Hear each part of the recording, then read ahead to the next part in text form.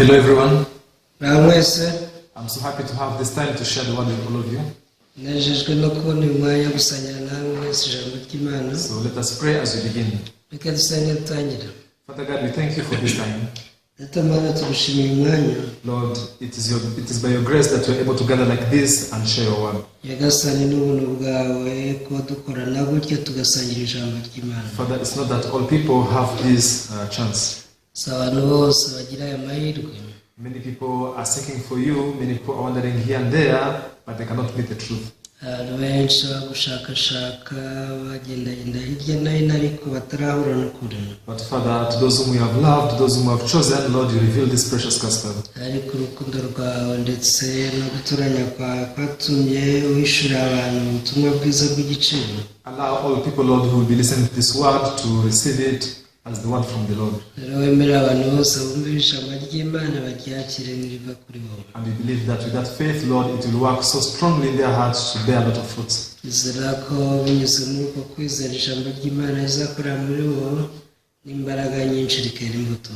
I believe that you want to serve all people. That's why I pray that you move their hearts so that they can humble down themselves before your word.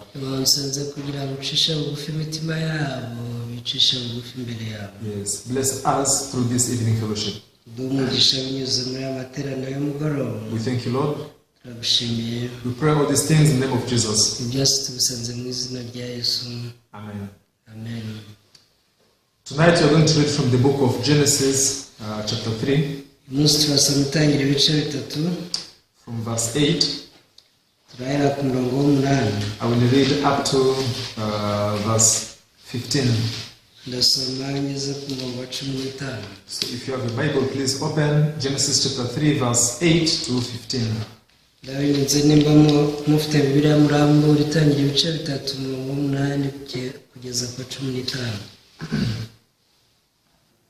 Here the Bible says, and they heard the sound of the Lord God walking in the garden in the cool of the day, and Adam and his wife hid themselves from the presence of the Lord God among the trees of the garden. Then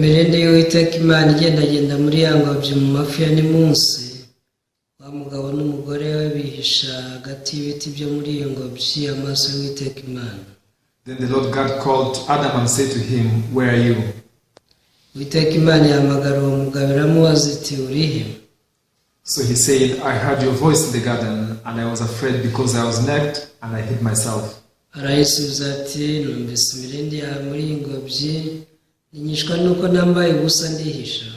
said, who told you that you were naked?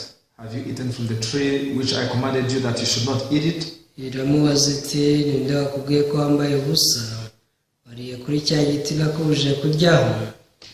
Then the man said, the woman whom you gave to be with me, she gave me of the tree and I ate.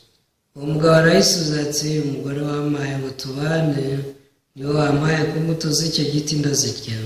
the Lord God said to the woman, what is this you have done? The woman said, the serpent deceived me and I ate.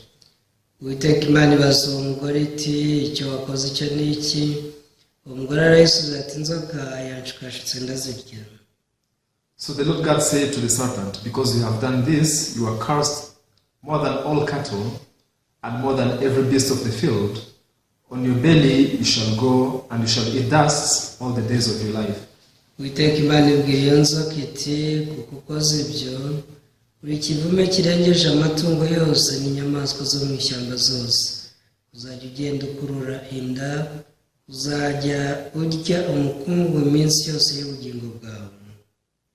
And I'll put enmity between you and the woman, and between your seed and her seed. He shall bruise your head, and you shall bruise his heel. So the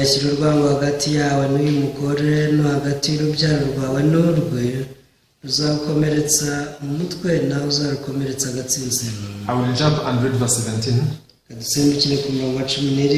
Then to Adam he said, because you have heeded the voice of your wife, and have eaten from the tree of which I have commanded you, saying, you shall not eat of it, cast is the ground for your sake, until you shall eat of it all the days of your life.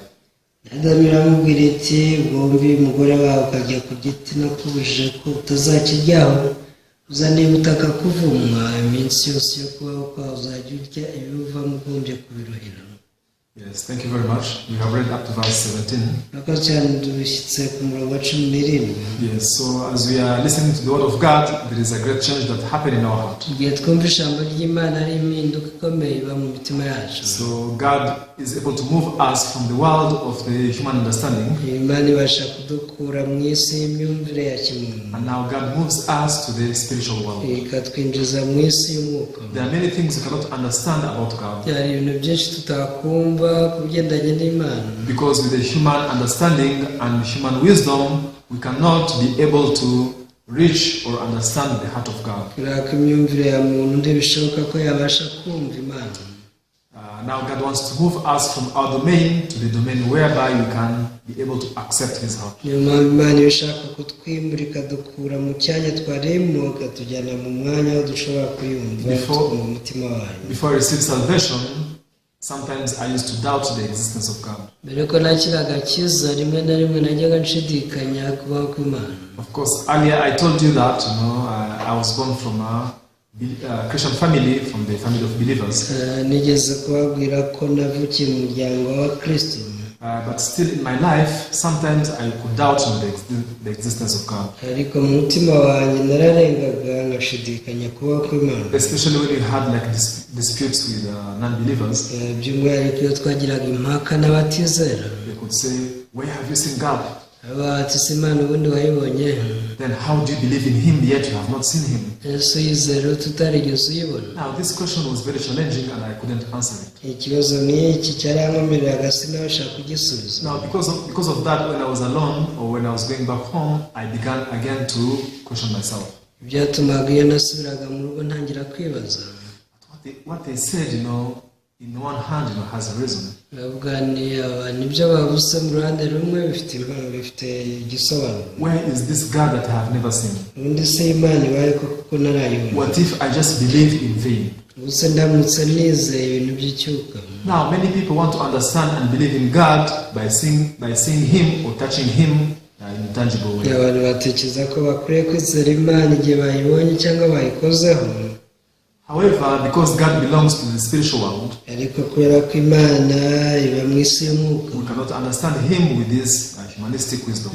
N'ubwenge bwa muntu ntitwabasha kuyisobanukirwa. We cannot receive and reach, the true faith with the human, wisdom and human understanding. Ntibyashoboka ko twashyika ku kwizeranya ko kubera ubwenge bw'umuntu. So God wants to shift us and to move us in a domain whereby we do not judge and think with our own wisdom.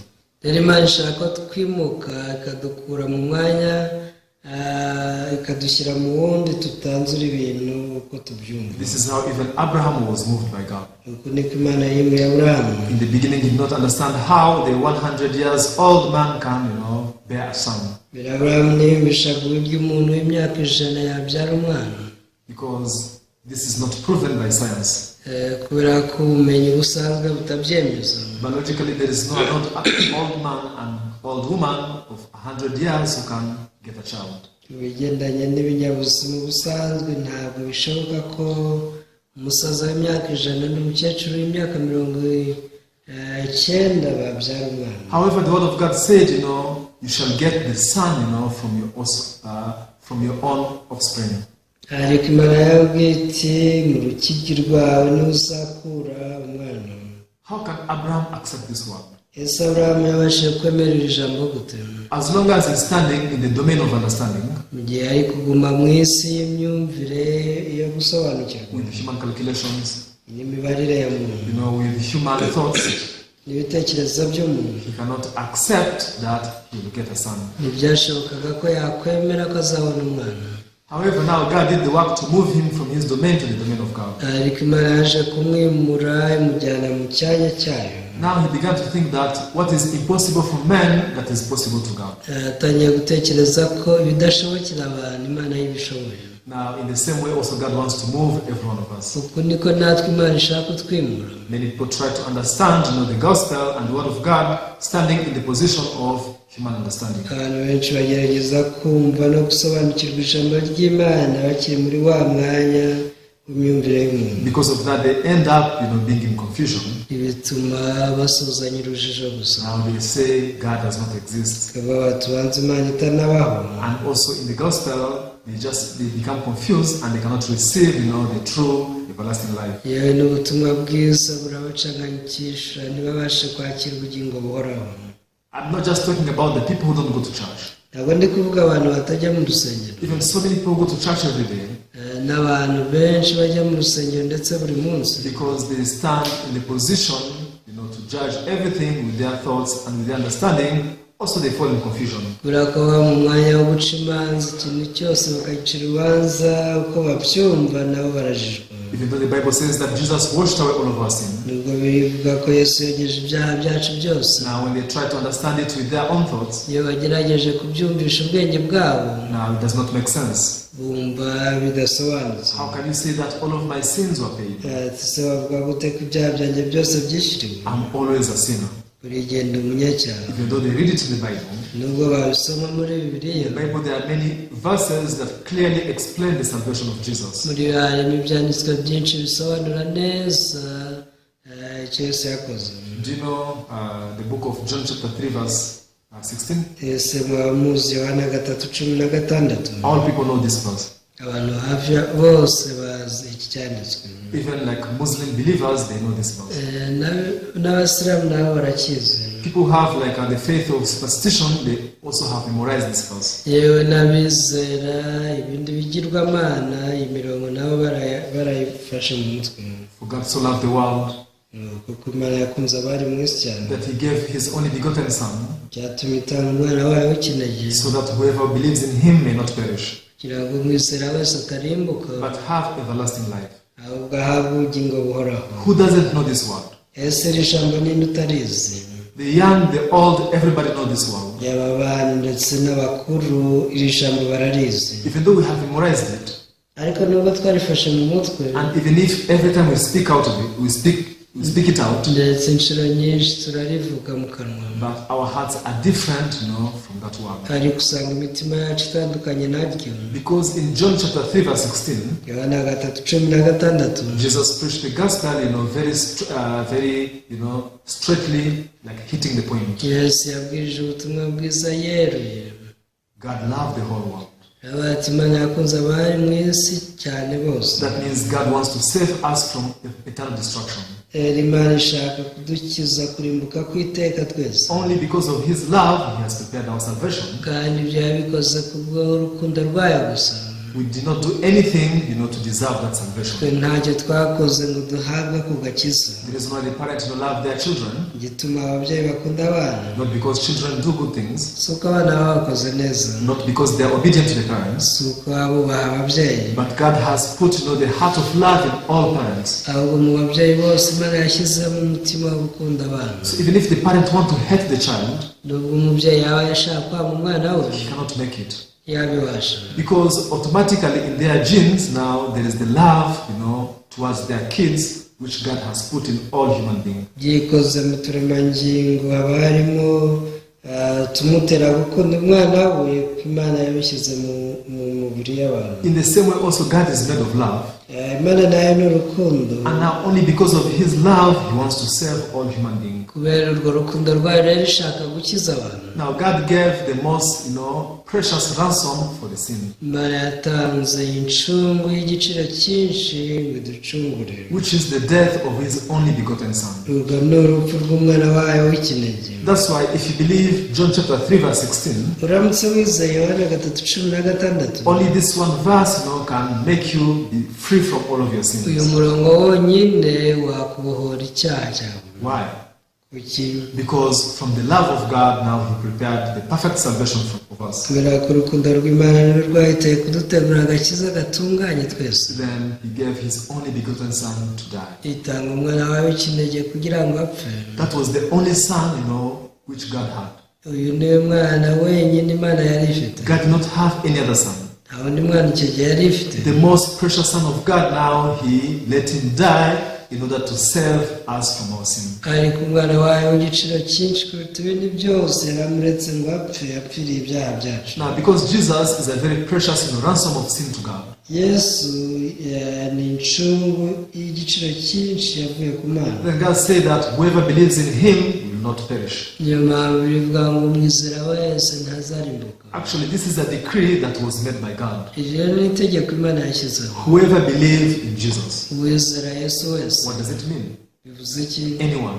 Uwo ari we wese. However you may be. Uko umeze kose. Whether you are a good person. Whether you're a good person. Waba uri umuntu mwiza. If you believe in Jesus, you can go to heaven. Niwizera Yesu uzajya mu ijuru. Even if you are a bad person. Ariko nubwo waba uri umuntu mubi. If you're able to believe in Jesus. Ubasha kwizera Yesu. You can simply go to heaven. Rwose mu buryo bworoshye uzajya mu ijuru. Just like the door of the ark was open to anyone. Nk'uko inkuge inzugi zari zifunguriye bose. Everyone was welcome to enter into the ark. Buri wese yemerewe kwinjira muri iyo nkuge. There is no charge. Nta bwishyu bwariho. There is no condition whatsoever. Nta kigombero na kimwe cyari cyashyizweho. And now that one was the image of Jesus Christ who had to come and receive anyone. Iyo nkuge rero yari igishushanyo cya Yesu Kristo wagombaga kuza akatwakira twese. Jesus, he gave one parable. Yesu hari umugani umwe yaciye. And then he said that there was a king, who made a wedding for his son. Yavuze ngo hari umwami wakijije ubukwe bw'umwana wa Roma. Even though he invited people, but people refused to come to the wedding. Nubwo yatumiye abantu ariko abantu banze kuza mu bukwe. Then he sent his servants and said, yohereje abagaragu we aravuga ati, you go to the highways. nimujye mu nzira nyabagendwa. You invite anyone. Mutumire buri wese. The good and the evil. Yaba abeza n'ababi. Tell them, I have prepared, my cattle, my feasts, and all things are ready. Bose mubabwire ko nateguye ibimasa byanjye bibyibushye kandi ibintu byose byiteguye. Anyone can come to the wedding. Uwo ari we wese yemerewe kuza mu bukwe. Now, this is the way of salvation which was prepared from the love of God. Iyi ni inzira y'agakiza yateguwe mu rukundo rw'Imana. Now, it means that anyone who believes in Jesus bivuze ngo uwizera Yesu wese cannot perish. ntibishobora ko yarimbuka. He has everlasting life prepared by God. ahubwo afite ubugingo buhoraho yateguriwe n'Imana. However, although we know this verse, gusa nubwo tuzi uyu murongo, but people's hearts were already blinded by Satan. usanga imitima y'abantu yaramaze guhumwa amaso na Satani. The time to conclude, igihe bafata umwanzuro, instead of concluding with the promise of God, aho kwanzura bashingiye ku iryo sezerano ry'Imana, they end up concluding with their good understanding and their good calculations. banzura bashingiye ku myumvire yabo myiza n'imibarire yabo myiza. What should I, proclaim between being a righteous and a sinner? Se n'iki nakwatura ko ndi umukiranutsi cyangwa umunyabyaha? If I say that I'm a righteous, then I'll be exalting myself. ndamutse ko ndi umukiranutsi, ko ndi umukiranutsi mba nishyize hejuru. Let me be frank to God. Reka mbwize Imana ukuri. How did I live? Ko nabayeho. Now, instead of looking at the promise of God, aho kureba ku isezerano ry'Imana, they turn, their focus to look at themselves. intumbero yabo yihindukirizaho bakireba. God never asked you to look at yourself. Mana nigeze gusaba kwibona. God says, look at Jesus Christ. Mana yakubwiye ngo urebe kuri Yesu. If you look at Jesus Christ, igihe urebye kuri Yesu, then you cannot look at yourself. ntabwo wabasha kwibona. It's not possible that you look at Jesus at the same time and looking at yourself. ntibishobora kuba ureba kuri Yesu ngo nawe wirebeho. Now, if you're looking at yourself, igihe uri kwireba, you're not looking at Jesus. ntabwo ureba kuri Yesu. Now, in the most crucial moment, mu gihe rero cy'igiciro cyinshi, instead of deciding with the word promised by God, igihe cy'ingenzi aho kugira ngo abantu banzure bashingiye ku isezerano ry'Imana, people they conclude with their own judgment, their own understanding. usanga basuzanya umwanzuro ushingiye ku bitekerezo byabo no guca imanza kwabo. Even though we speak, the Bible verses with our lips. nubwo tuvuga imirongo iri muri Bibiliya ku munwa, For God so loved the world, tuti ko Imana yakunze abari mu isi He cyane, gave His only begotten Son, yatumye itanga umwana wayo w'ikinege, and whoever believes in Him will not perish, kugira ngo umwizera wese atarimbuka, but have everlasting life. ahubwo ahabwe ubugingo buhoraho. Even if we repeat this, 1,000 times, ibi nubwo twabisubiramo inshuro 1000, but at a very important time, mu gihe cy'ingenzi, that is to confirm whether you are righteous or a sinner. mu gihe cyo kwemeza ko uri umukiranutsi cyangwa uri umunyabyaha, If you do not decide with that word, that promise of God, iyo utanzuranye iryo jambo ry'Imana, iryo sezerano, then you will conclude with the deceit of the devil. ntabwo uzafata umwanzuro ugendeye ku bishuko by'umwanzi. The work of the devil is only to deceive us. umurimo wa Satani ni ukudushuka. Now the story we read today in the book of Genesis chapter 3. inkuru twasomye mu itangira ibice bitatu Now we can see how the serpent, deceived Adam and Eve. bigaragaza uburyo inzoka yashutse adamu na eva. And also this time the whole world, the whole humanity was deceived. Kuri iyi nshuro inyokomuntu yose yarashutswe. It is not only Adam and Eve. Si adamu na eva bonyine. That is all people in the world. Ni abantu bose bo mu isi. When you read the book of Psalms chapter 14, iyo usomye zaburi ya 14, verse 2 and 3, there is a very important verse there. umurongo wa kabiri n'uwa gatatu hari ibyo uvuga by'ingenzi. I will just quote it. ndabibabwira. The Bible says that the Lord looked at people from heaven to see whether there are people who seek for God. aravuga ngo Uwiteka yarebye abantu ari mu ijuru kugira ngo arebe nimba harimo abanyabwenge bashaka Imana. Then the Bible says that they have all gone astray. bikavuga ngo bose barayobye. They have all become unprofitable. bose bahindutse ibigwari. There is none who does good, no, not one. ntawe ukora ibyiza be n'umwe. Now all people were deceived by Satan here in Genesis chapter 3. abantu bose bashutswe na Satani hano mu itangira ibice bitatu. Yeah, because when Adam and Eve were deceived by Satan, ubwo Adamu na Eva bashukwaga na Satani, immediately all of us were deceived by Satan. ako kanya twese twashutswe na Satani. And now the same nature, which Adam and Eve had, also were born with. rero iyi kamere Adamu na Eva bari bafite natwe niyo dufite. That's why the deceit of Satan is, universal. It is the same everywhere. niyo mpamvu ibishuko bya Satani biba biri ahantu hose. When you look at how Satan deceived Adam and Eve, iyo urebye uburyo Satani yashutse Adamu na Eva, you'll be surprised because it is this exact same way also Satan deceived us today. watungurwa kuko nibwo buryo natwe Satani adushukamo uyu munsi. How? ese ni gute? You see, after they forsook, the word of God, ubwo barekaga ijambo ry'Imana, after they ate from the fruit of the knowledge of good and evil, bakimara kurya ku rubuto rw'ubwenge bumenyesha icyiza n'ikibi, what happened? n'icyabayeho. Now the Bible says that their eyes were opened. bivuga ko amaso yabo yahwejejwe. First of all, they were shamed, bahita bagira ikimwaro, and then they were trying to hide themselves. batangira kugerageza kwihisha. These are the characteristics of the heart, which sin has already dwelt. iyi rero ni imimererwe y'umutima washutswe na Satani. When you have committed sin, iyo wakoze icyaha, do you feel proud of it? ese uba wumva utewe ishema nacyo? Do you feel bold not to go before people, after having done wrong? uba wumva ushize amanga kujya imbere y'abantu nyuma y'ayo makosa yawe? When you commit sin, iyo wakoze icyaha, it is automatic. All people in the world, they immediately become shameful. abantu bose mu isi bahita bakorwa n'isoni, And then they try to hide themselves. bakagerageza kwihisha. Sometimes by speaking lie, rimwe na rimwe hari igihe babikora babeshya we cover our mistake.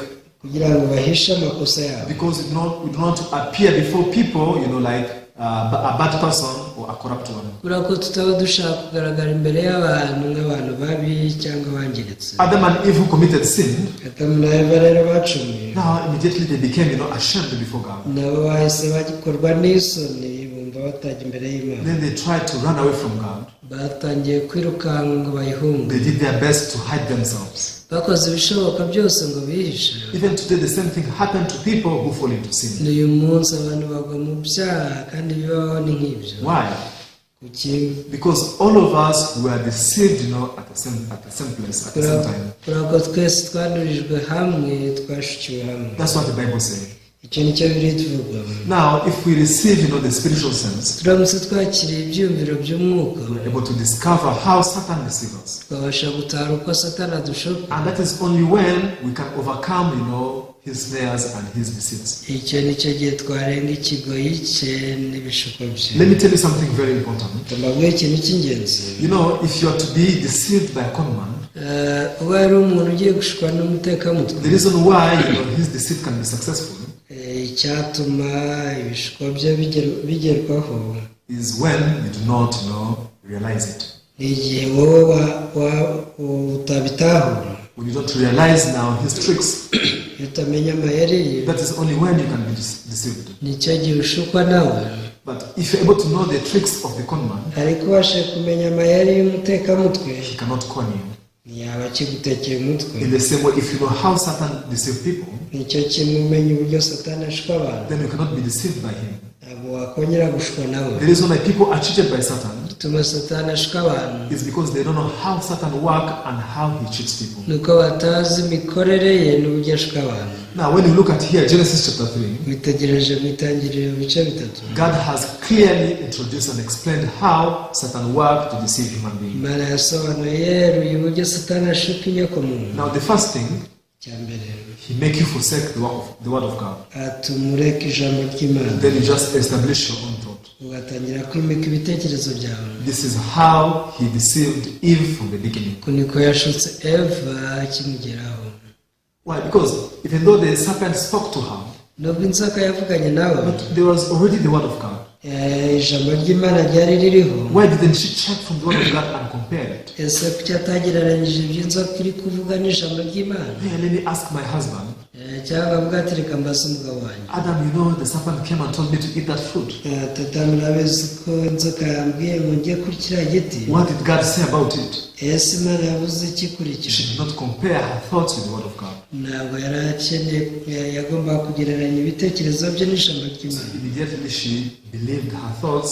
She thought that she knows the truth. ariko yatekereje ko azi ukuri, yizera ibitekerezo bye. Even today, the people who go astray from God, niyo munsi abayoba they ignore the word of God. ni abantu basuzugura ijambo ry'imana, They ignore the message of the Bible. basuzugura ubutumwa bwiza bwa bibiliya, They give value to their own emotions. bagacira amarangamutima yabo, They give value to their own works. bagacira ibyo bakora, And automatically they fall into the trap of Satan.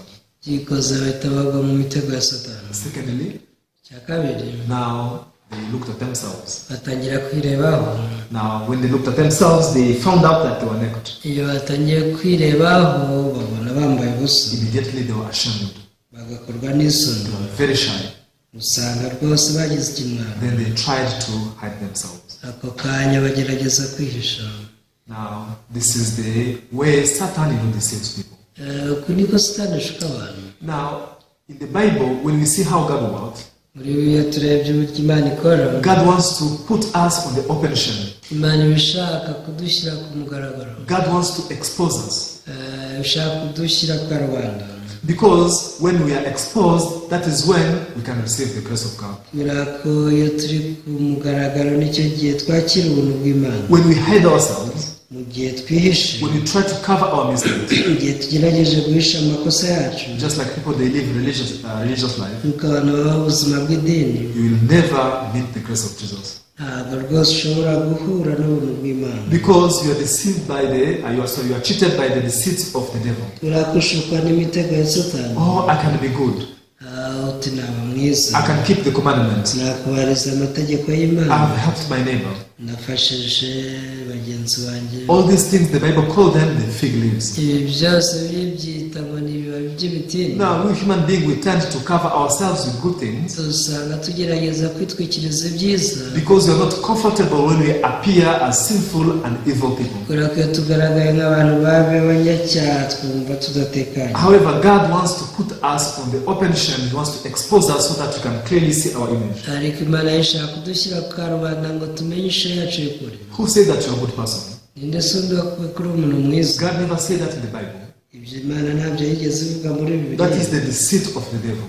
ubwo rero washutswe na satani. Yes, you can help someone. ushobora gufasha abantu, You can, like feed, the hungry. ushobora no kugabura abashonje, You can clothe, those who have no clothes. abambaye ubusa ushobora kubambika. But still, you have to believe what the Bible says. ariko nubwo ngubwo ukeneye kwizera icyo birivuga. The Bible never said that you are a good person.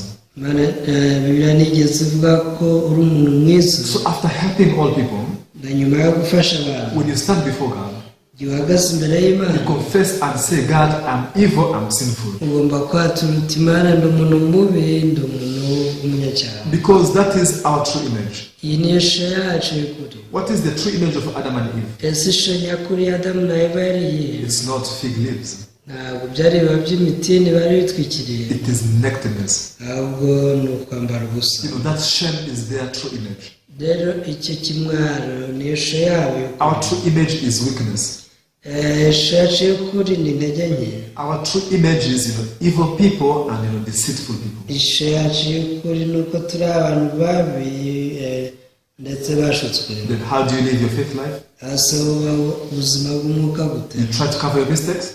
Gerageza gutwikira amakosa yawe. Then you decorate yourself, with like a good-looking works. Ukitakisha imirimo myiza. Then you think that God can be pleased with you. Ugatekereza ngo Imana irakwishimiye. Many churches teach like that. Insengero nyinshi no kuzigisha. Hey, try to do good.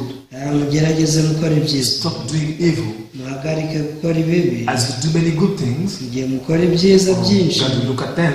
Imana izabyitaho. God will be very happy with you, will accept you into heaven. Kandi izabanezererwa ibakire mu ijuru. That is what Adam and Eve were trying to do here. Ibyo ni byo Adamu na Eva hano bageragezaga gukora. But what is the result? Hasi umusaruro ni uwuhe? They could only run away from the presence of God. Barirukaga rwose bagahunga Imana. They could not stand boldly before God. Ntawigeze abasha guhagarara ashize amanga imbere y'Imana. All those people try to establish their goodness. Abagerageza bose kwimika ineza yabo. There is none of them who ever stand before God with the boldness and with the confidence that they can be accepted. Nta n'umwe muri bo ujya uhagarara imbere y'Imana afite icyizere ko Imana imwakira. They always stand before God with fear and trembling. Buriya bafite ubwoba iyo bagiye imbere y'Imana. Oh God, please forgive me. Ati Imana ndakwinginze mbabarira. If you don't forgive me, I will perish. Nutambabarira ubundi arimbutse. Now we can see how the devil deceives all people. Rero tubona uburyo Satani ashaka abantu bose. However, now when you look at here the Bible, ariko witegereje muri Bibiliya, now God approached Adam and Eve. Imana yegera Adamu na Eva. And now he was calling them. Yatangiye kubahamagara. Hey Adam, where are you? Adamu uri he? Whom can you ask, where are you? Ese ninde wabaza aho ari? Now, if I'm close to, let's say my friend, ndamutse negeranye n'inshuti yanjye. For instance, my friend's name is John. Twibaze ko inshuti yanjye ari Yohana. If I'm close to John, I can see him and talk to him. Igihe twegeranye nshobora kumuvugisha. I cannot ask him, where are you? Ntabwo namubaza uri he? To whom can you ask, where are you? Ninde wabaza ngo uri he? The person who is separated from you. Umuntu mwatandukanye mutari kumwe. The person who is far away from you. Umuntu uri kure yawe. Now we can see that sin now brought separation between God and human being. Tubasha kubona ko cyaha cyamaze gushyira itandukaniro hagati y'Imana n'umuntu. This was after they clothed themselves, with fig leaves. Nyamara ibi byose byabaye na nyuma y'uko bamaze kwitwikiriza ibibabi by'imitini. Let us read verse 7 and verse 8. Genesis chapter 3, verse 7 and 8, we shall read.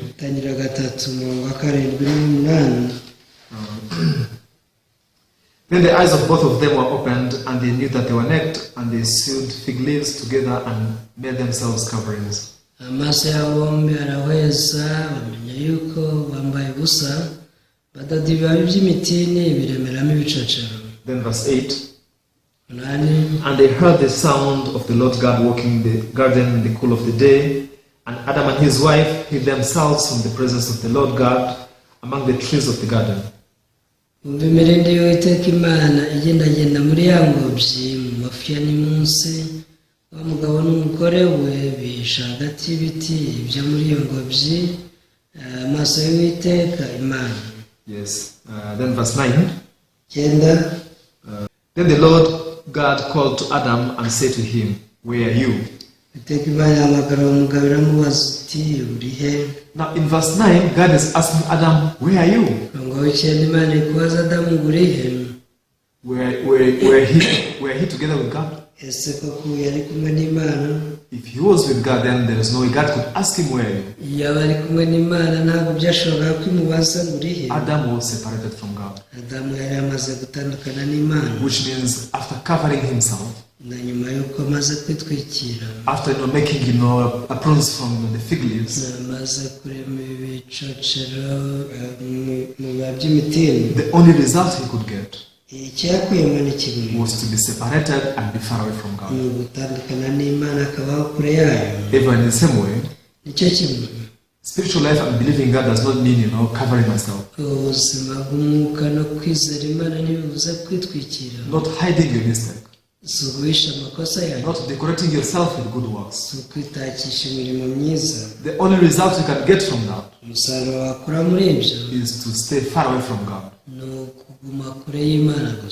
Then how can we come back together with God? none ubwo ni gute twagarukira Imana tukaba hamwe nayo? You know, death has to be given. Urupfu rugomba kwishyurwa. Because the wage of sin is death. Birakubiye mu by'icyaha urupfu. Then God called Adam, where are you? Imana yahamagaye Adamu ati uri he? Why? Kuki? Because God wants to work for him. Imana yashaka kumukorera. God is made of love. Imana ikozwe mu rukundo. Then God killed an animal. Niwe yishe inyamaswa imwe. Death was paid. Urupfu rwarishyuwe. Therefore, Adam could once again be reconciled with God. Ibi byatumye Adamu yongera kungwa n'Imana. Today in this generation, Muri iki kiregano, we are reconnected, and once again we are united by God by the death of Jesus, by his blood. turi abantu bongeye guhuzwa n'Imana kubw'urupfu rwa Yesu Kristo n'amaraso ye. I will read one verse and conclude. Ndasoma umurongo umwe dusoze. In the book of Ephesians, Igitabo cy'Abefeso, please open Ephesians chapter 2. Abefeso ibice byaho ni 2. You can read verse 13 and 14. Turasoma umurongo wa 13 n'uwa 14. But now in Christ Jesus, you were far off, have been brought near by the blood of Christ. Aragira ati ariko none ko muri Kristo Yesu nibwo bari kure kera mwigijwe hafi n'amaraso ya Kristo. Now Adam, who was far away from God, Adamu wari kure y'Imana, by the blood of the animal, he was once again brought near to God. amaraso y'inyamaswa imwe yamwegereje Imana agaruka ku Mana. And we people who are far away from God, natwe bari kure y'Imana, by the death and blood of Jesus, we are brought once again close to God. urupfu rwa Yesu n'amaraso ye byatwigije hafi yayo. 14. 14. For he himself is our peace, who has made both one, and has broken down the middle wall of separation. Agira ati uwo niwe mahoro yacu, twahinduye twebwe ababiri kumwe akuyeho ubwanzi aribwo rusika rwari hagati yacu rutugabanya. This is the only way in which man can be reconciled with God again. Nibwo buryo bwonyine umuntu yongera guhuzwa n'Imana akungwa nayo. When death is paid, Urupfu rwishyuwe, when blood is shed, iyo amaraso amenetse, that is when, the sinner can once again become one with the Lord God. icyo gihe umunyacyaha arongera akaba umwe n'Imana. Please do not be deceived by Satan Mbasabe ntimushukwe na Satani by trying to hide your mistake, mugerageze guhisha amakosa yanyu, by trying to decorate yourself with good works. mwitakisha ibikorwa byiza. You can only deceive human being, ushobora gushuka umuntu nkawe, but you cannot deceive God.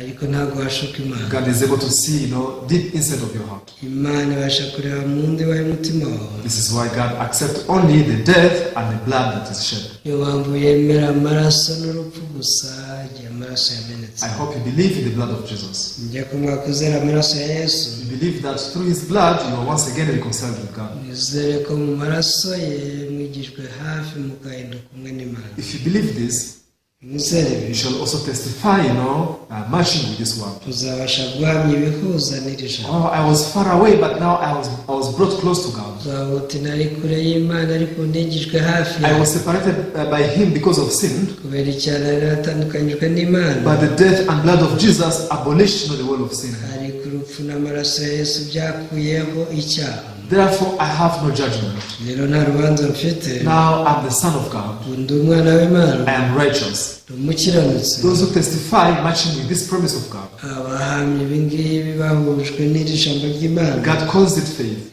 Imana ibyita kwizera. And that faith is accounted to them for righteousness. kandi uko kwizera niko kubahindukira gukiranuka. But now, if you just testify, what is matching with your thoughts. Rero uramutse wamije ibihuje n'imyumvire yawe. Oh, I think I'm a sinner because I fought. uti ndatekereza ko ndi umunyabyaha ko narwanye. Oh, I think I'm a sinner because I've lied. nabeshye. Now, you will remain like that and you will be judged by God. icyo gihe uzabaho gutyo kandi amaherezo uzacirwa urubanza. Because if you do not believe in the way of salvation of God, nutizera agakiza Imana yaguteguriye, there is no other way of salvation you can get. nta yindi nzira y'agakiza usigaranye. Yes, so thank you very much. Urakoze cyane. Today you can share up to here. umunsi reka dusoreze aha. I will pray and I can conclude. reka dusenge dusoze. Father God, we thank you once again. Data Mana, twongeye kugushimira. You have given us your unspeakable blessings. Nyagasani waduhaye imigisha itarondoreka. Father, we are evil and we are people who are destined to go to hell. datwara abantu babi bakwiriye kujya mu rutazima gusa. But Lord, you revealed this evil nature that is in us ariko waduhishuriye kamere mbi ituye muri twe by giving us the laws and commandments. binyuze mu mategeko. You wanted to expose the human being in the open shame. washatse ko nyokomuntu ijya kuba rubanda And Lord, that is when they can meet the grace of Jesus. kugira ngo abashe kwakira ubuntu bwa Yesu. Because Jesus came seeking for those who are weak, those who are evil. kubera ko Yesu yaje ashakisha abanyantege nke ndetse babi. But just like Satan deceived Adam and Eve to cover themselves, nuko Satani yashutse Adamu na Eva ngo bitwikirize ibicocero. today Satan is working in many places, deceiving people to change themselves, to decorate themselves with good works. uyu munsi Satani akora ahantu henshi asaba abantu kwihindura no kwitaka. But Father, you know the nature of human being. ariko data wabuze kamere y'umuntu. This way in the Bible you say that there is no good in us. niyo mpamvu wabuze ko nta cyiza kibamo. The only good accepted to you is the goodness of Jesus. icyiza cyemerwa mu maso yawe ni icyiza cya Yesu Kristo. Lord, we want to come to you with the works of Jesus. twifuza kuza imbere yawe n'imirimo ya Yesu. Please bless all people who are listening to this word. umugisha bumvira ijambo bose. Father, we thank you. turagushimiye data. We pray all these things in the name of Jesus. ibi byose tubisabye mu izina rya Yesu. Amen. amen. Yeah, thank you very much. urakoze cyane. I hope to see you the next time. ngiye ko tuzasubira no gutaha.